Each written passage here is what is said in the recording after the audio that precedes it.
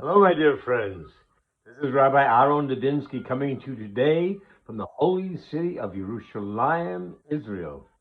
I have three things I want to talk to you about today that were, oddly enough, in this week's Parsha, and they're very important. And sometimes we tend to underestimate how important some of these things are. So let me go right to the start here. First of all, when Hashem created the trees and the flowers and the plants and all the herbage on the face of the earth, it says he created seeds. Why does it say seeds? Didn't he just make plants and trees and everything? Couldn't he? He could have done that. Sure, he could have done that. Why didn't he do that? Because he wanted Adam, the only man at the time, he wanted him to pray for rain, so he would be a participant in it. You see, Hashem created the universe. It starts out. Reshit bara Elokim et hashamayim v'et haaretz. In the beginning, God created the heavens and the earth. Why did he even start out with it? Well, for one thing, it's so that you know who created them, which is, by the way, who owns them. He decides who does what, where, and everything else. So arguments about Israel and who should be here and who should not be here are all moot points because, in effect, Hashem has decided already who's going to be here. The Jewish people who he had here 3,000 years ago and constantly have had a presence in the land since then. And now, again, this is what he wants, and this is the way it's going to be. Anyway, so he planted these things, or he put these seeds in the ground so that Adam could pray for rain, so he could be a co-creator.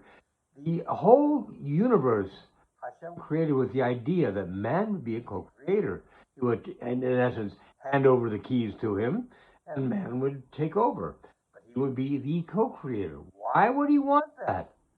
Well, think about it for just a minute. If we get something that's given to us, we're happy to have it. That's wonderful. It's terrific. But if we put some work into it, not only are we glad to have it, but we are also appreciative of everything that's gone into bringing whatever this is to fruition. So that's what he wanted us to do. Second, what he wanted us to do, to set a template for the future.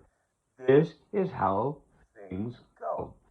Have you ever had somebody come to you and say, I've been praying for this for 2 weeks, 3 weeks, 2 months, whatever.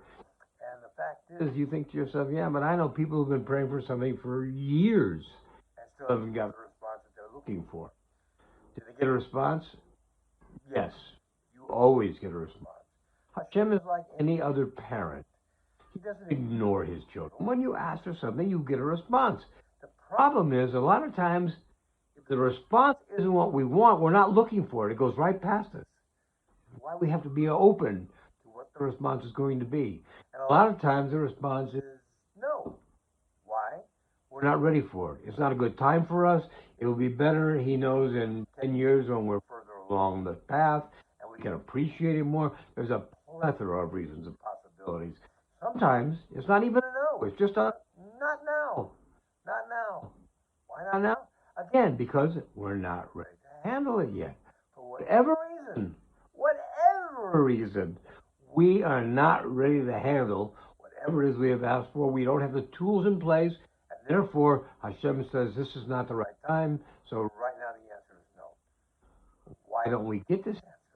Because all we're looking for is a yes. That's normal, isn't it? Children do that with their parents, don't they? If you have children, think about your children. When they ask you for something, what answer do they expect you to give them? Always yes. Why? They wouldn't ask if they didn't think the answer was going to be yes. If they thought the answer was going to be no, why would they waste the effort? Why would they waste the time? They wouldn't. Because they figure you're going to give them what they want and they're going to ask you for it. And do you always say yes? Sure you do. No, you do not always say yes. There are reasons why. It's not good for them. It's not good for them now. It's something that maybe later might be discussed, but not right now. There's, again, a plethora of reasons why you would say no to the child. Do they stop asking because of it? It depends on your child, but usually no. They keep asking because they want what they want, and they want it when they want it. When do they want it? Now. What do they want? Exactly what they asked you for. The same way that we sometimes say no to our children, Hashem sometimes says no to his children. So this is something we need to know. The question of why am I not getting what I want sometimes can be answered very simply. What are you doing in addition to it? You can't sit in a room all by yourself and just pray and pray and pray and pray. Don't get me wrong, that's not a bad thing to do. Although you have to be connected to the world and society and other people, it's not bad to pray a lot. This is a good thing. But you need to take something as a tangible effort. What you are willing to contribute to whatever it is that you are looking for. That's what we need to make sure we're doing. Without that, the chances are going to be slim to none that what we're going to get is what we want. We may get something, but it may not be what we want. Maybe somewhat less, maybe something different. We don't know. The answer is you need to do both of these things. Let me ask you, while I'm on this subject, what is Hashem's most precious mitzvah? Huh? To love our brother? Yeah, that's a good one. Yeah. To keep Shabbos, oh, very good. Kashrus, oh yeah. Those are all good. Which is his favorite? The answer is, we had no idea. We don't know. He knows what his favorite is. So which ones are we safe in discounting and not doing? The answer is none. Obviously, there are mitzvot that we don't qualify for. If you're not a farmer, there's a lot of things in farming that you don't qualify for, therefore you don't need to do them. There's a lot of things connected to the Beit HaMikdash. And since there's no Beit HaMikdash at this point, there's nothing to do to make those come to fruition. That's one thing. But the things that we can do, we should try to do them all. No excuses. No, I was too busy. I had to go to work that day, so I couldn't go to shul that day. There's so many excuses. I hear people all the time. They say, "I'm sure Hashem wouldn't mind if I fill in a blank." I don't care what you fill the blank in. I can almost guarantee you the answer is, I'm sure he would mind. It's very simple. Think about this for a second. I'm a rabbi, and I say to you, you know what?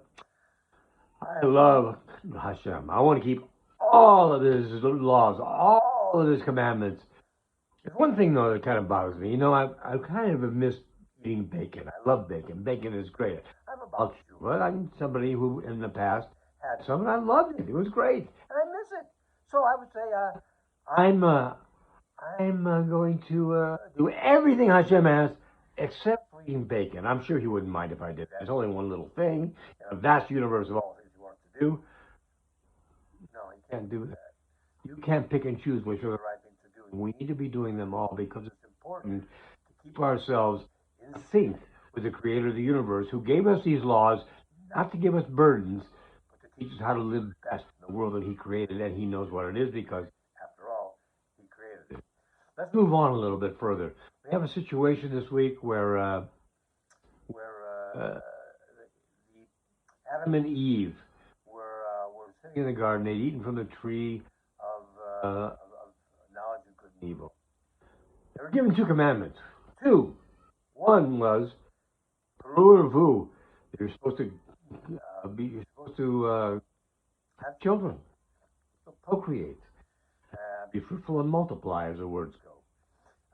And the other one was, do not eat the fruit from the tree of knowledge of good and evil. 2 things. Bam! Blew one of them right away. Ate from the tree. Why? Because the Nachash, the serpent, said, what did he tell you about this tree? He told you don't eat from it because you'll know what he knows and you'll be a god like him.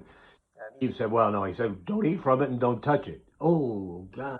He didn't say don't touch it. Because that's what undid her. The serpent pushed her to the tree. She didn't die. She immediately believed none of it was true. That's why we don't embellish. That's why I do not like. This is why I do not like people who want to add on to things. It says put in 10. I'm going to put in 12, so I know that I'm doing even more than what God has. Don't need to do that. The Torah is complete. Doesn't need a letter added or a letter deleted. So just do what it says to do. It's a full-time job, believe me. It's a full-time consideration to do what it says to do. So we blew this. So she ate the fruit. She gave the fruit to Adam. What did this cost us? Well, women who are giving birth, you know how painful it is? That came from that. Men, you have to go to work for a living every day to bring money in so you can have food. came from it. This is a result of doing what you're not told to do. We need to understand that whatever Hashem tells us, there's a reason. He doesn't tell us things for no reason, just for kicks, just for jollies. He does it because it's important, and He wants us to live the best possible life we can live. And the last thing I want to bring to your attention today is the killing of Abel by Cain. First of all, the Torah tells us, and one of the reasons was, Rashi tells us, that one of the reasons is that Abel gave the finest of his sheep. Cain was a farmer, and instead of giving the finest of what he gave the cheapest, the flax. And so Hashem wasn't thrilled with that. Is his sin too great to bear? No, it wasn't. As a matter of fact, Hashem saved him for 7 generations. But he was not a great life. He had to roam the entire earth and be feared for his life. Even though Hashem said He would protect him, that's the thing.